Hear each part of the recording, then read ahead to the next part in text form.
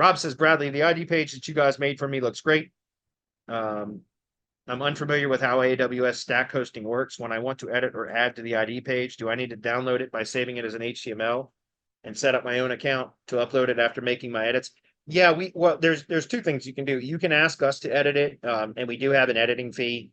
I can't remember what it is, but it's not much. It's like $10 or something, where you just, if you have a request, you can, and it might not even be 10. I can't remember what it is off the top of my head, but it's not much. And it's just to pay my VA to go in and make the edit for you, because we're hosting it for you. However, if you don't want to go through that, and I don't blame you, you shouldn't have to, really. I mean, we have to get paid if we're making the edits, because I it's a one and done service. And so we've already delivered the deliverable is the ID page. So we're done. But that's not to say that, like, you can't ask or request that we edit it. Yeah, you can, but I don't even know if it's 10. Like I said, it might even just be $5.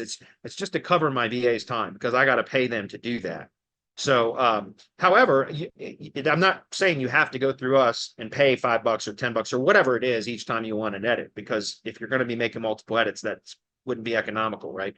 So in that case, just request the HTML files. We'll send them to you. The zip file with all the HTML files, the images, folders, all that stuff. And then you can upload it to your own AWS account, your own S3 bucket. And if you want, just request it, Rob. I'll send you tutorial videos on how to set up and configure Amazon S3 for bucket hosting. I have a full SOP for that. So I'll just send you the training, or I won't send you the SOP, but I'll send you a playlist, a YouTube playlist that has all the training in there, specifically for setting up the AWS account for hosting HTML pages. And then if you just request the ID page zip file from us, we'll just send it to you, and then you can host it yourself. And that's perfectly fine. And that doesn't cost anything, by the way. So if you want to request the ID page so that you can make your own edits, just request it via this order thread for that ID page order. And I'll get my team to zip up the file and send it to you. And then I'll send you the tutorial videos and a playlist for you how to set up the AWS account and host it yourself if you want. And that's the better way to do it if you're going to be updating it regularly. One other thing, guys, just to be clear, if you have an ID page that you know that you're going to be adding or perhaps subtracting assets to, then if you develop the G or create the G sheet where you add all of the website URLs to the branded and supporting assets and business directories, etc., anywhere that has published information online about the company that is accurate, because that's what you want to reinforce, is accurate information.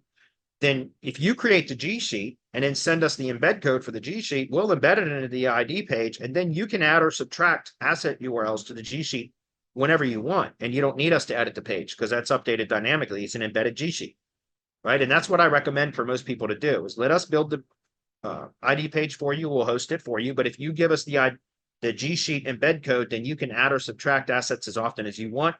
And you don't need us for that, if that's clear. But again, if you want to edit the actual structure of the page or whatever, add content, whatever, you could do it. Just ask us for the files and we'll send it to you. Okay.